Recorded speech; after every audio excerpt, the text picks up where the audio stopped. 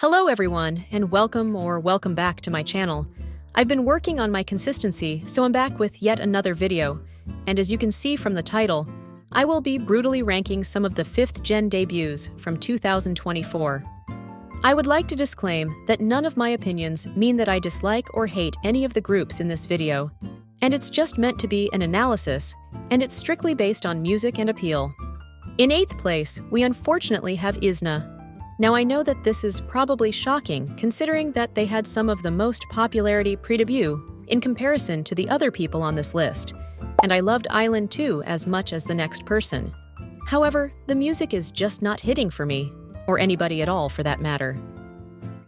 Let's first dive into the announcement for the album and the packaging, which was freakishly similar to New Jeans' OMG album packaging, so they quickly changed it, but that left a sour taste in a lot of people's mouths, because it looked like their creative directors didn't take any time building them a brand or image and just slapped on what was trending at the moment.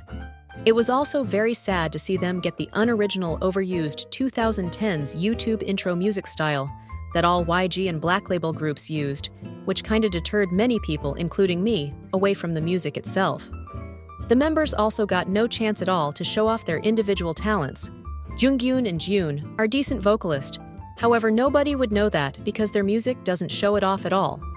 There's not even a dance break in their title track to show off their performance quality or dancing skills, so overall anyone that doesn't know them would assume they're a group full of dozens. Not to mention, half of the album was already previewed/leaked months before the official debut, which kinda made it boring and less anticipated, at least in my opinion. Moving along to 7th place, we have Badvillain. I personally was so excited for Badvillain's debut because they seemed like they'd offer something that other groups don't really offer, which is a very strong and technically skilled dance and performance quality, and I think that is something that they execute throughout their content and performances. However, in the music department, I think everyone was a little confused at what type of message Badvillain was trying to convey or evoke out of people. Their songs are pretty good, but I feel like they have no viral quality to them or catchy hooks. Their songs are usually dependent on long rap verses that honestly stray too far away from what K-pop stands like, which is why I believe they haven't grown in popularity. I also feel like the "I'm so bad" type of trope is very played out and cliché in K-pop, as we've seen with groups like Blackpink, so they honestly didn't bring much new concept-wise. However, with all this being said, I do think that they pull off the hip-hop concept much better than some other groups like Young Posse. Moving up to 6th place, we have Unis.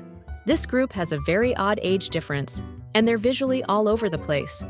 You have members like Jelly that give off a mysterious, attractive girl-next-door vibe, while other members like Swan give off a childlike aesthetic. I feel like having the two already makes their concept really confusing, and it takes away from their overall brand. I also fear that they may never find the aesthetic that truly works for some members, because some members do give off a natural, sensual energy, and a concept like that is just not suitable for a group with a 13-year-old at all. Moving on to their actual debut, it was a cute, tropical-sounding self-confidence song. I feel like it's a cute song overall, however the production quality on both the song and music video give lackluster and rushed, which I feel like is a valid concern considering the group debuted only a month after their survival show ended. Starting with the music video, it had really no concept or storyline to it, and it seems like, honestly, anyone could come up with the concept for the music video, as it only really showcased some cheap beauty shots and Shein outfits. The use of cheap green screen was also very alarming, and deters me away from re-watching the music video. However, the song itself is decent, but just lacks a little extra something to make it scream title track. The beat is cute and catchy, but the girl's delivery is quite monotone and sleazy, which creates a contrast that I don't quite like. However, the B-sides on this album are really good. Both Dopamine and Dream of Girls are very high quality, and my only critic for them is that I wish they weren't used on their survival show. Next, in 5th place on this list, we have Meovv. Now this debut is very hard to rank on this list because there's many different factors to it, and I have different opinions on it all, but I'm going to do my best to explain why it's at this place on the list. Starting off with the overall concept, which I completely loved. The model high fashion concept that is very similar to LE SSERAFIM's concept at debut, with the lush electrobeat instrumentals in the back, while the girls walk on the runway. However, the two groups' debut music sounds vastly different. Le Seraphim started out with simple styled guitar, heavy feminine plush pop songs, while Meovv started with fierce Arabic-inspired self-confidence song. It's honestly very boring structure-wise, as it follows the typical YG repetitive chorus and explosive intro formula. Since Meovv only debuted with only one song with no B-sides, I will count their second single Toxic into this discussion. And honestly, this was a big step up in production and talent quality. It did follow the same two-chorus formula, but in a more melodic way that showed off the members' vocals and original tones. Overall, their releases have been decent, but there's not anything about them that screams Meowv. So their originality is lacking like most YG groups. But the girls are doing the best with what they're being given. I hope in the future they lean into the model aesthetic and really refine their sound. Moving along in fourth place, we have Babymonster. This may be very controversial, considering most people would place Babymonster on the bottom of this list immediately. However, they're always going to have good quality music, because they're under such a big entertainment company. Now, of course, I understand that their title tracks are mostly Blackpink rejects, with the same two-chorus formula that don't really show off their diversity or talent. But when we dive into some of their B-sides, like their song Billionaire, and Like That, you can see the true potential of this group. I think the R&B and hip-hop concept is much more fitting for these girls, and the bad girl/girl crush baddie aesthetic is just simply not working for them.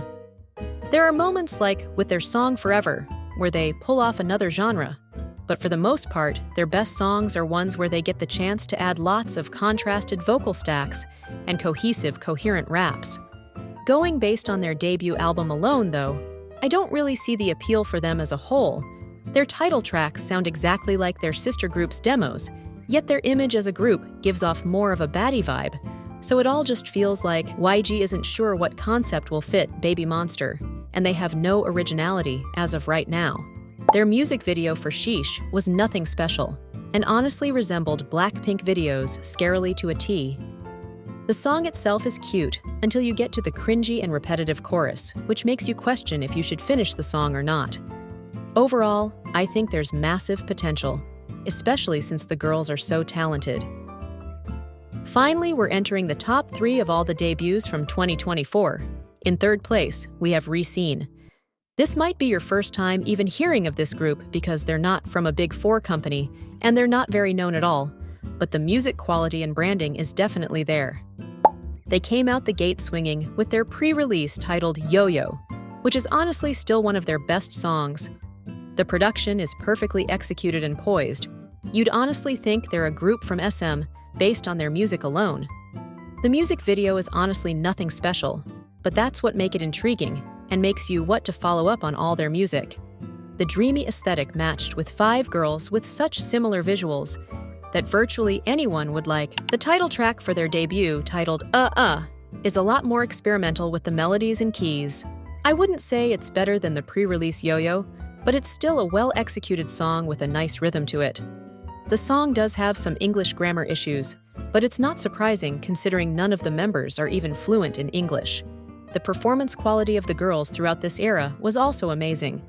They're extremely synchronized and cohesive as a group, despite the age gap. Overall, this is a great debut for any girl group, much less a Nugu one. In second place, we're moving on to one of the biggest groups in the 5th gen, and that is Illit. Illit is a group that confuses lots of people because their concept is so similar to their senior group that we all know and love New Jeans. However, they still have this spark that makes them themselves and an original group. The music quality is definitely there. Magnetic was not only so trendy and cohesive, but also have a slight touch of experimentation, which made it so refreshing in contrast to what was going on in K-pop at the moment. The song is not interesting at all vocally by any measure, but there's just a familiarity within the chords and repetitive chorus that makes you keep listening, and the short length makes you listen to it again and again. The music video for Magnetic was cute and dainty. I think if I were to use one word to describe this music video, it would be gentle. The listener is embraced by the light pastel coloring, but their attention gets caught every now and again by the stellar choreo and synchronization of the girls throughout it. The B-sides on this project are personally nothing special to me, and I rarely find myself going back to listen to them. However, they're cohesive to the concept and well-written, so I can always appreciate a nicely crafted mini-album. Overall, this is a perfect album to give someone that's not necessarily into K-pop but wants to get into it. Finally on this list, in first place, we have the it girls of the 5th gen themselves, Katseye. I know that many people don't consider them K-pop, however I just decided to include them because the way they debuted was very similar to most K-pop groups, and they attended plenty of K-pop events and award shows, including KCON and the Mama Awards. Let's start off with their debut song that was actually titled Debut.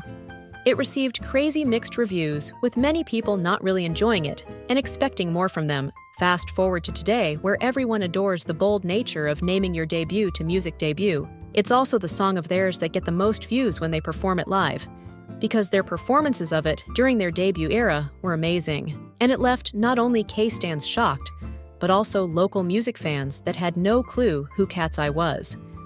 They went on to release their second single, titled Touch, which gained massive popularity within the week it was released.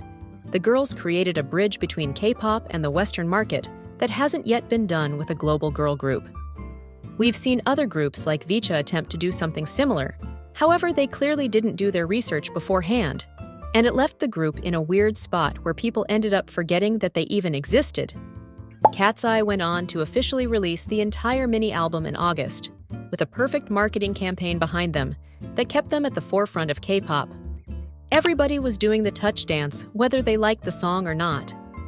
Katseye even went on a mini Asian tour throughout their debut era, which launched them into an even more global light. They also managed to visit some of the members' home countries while doing so, which was really smart because it allowed the people in those countries to get attached to Katseye because they see someone that looks just like them in the group. Overall, I think this was the most successful, musically pleasant, and well-thought-out debut of 2024. And although it's not K-pop, it left a mark on the K-pop industry. That brings us to the end of today's video. Thank you so much for watching, and please let me know what your favorite debut of last year was. As always, make sure you like, comment, and subscribe to stay connected with my future posts and rankings.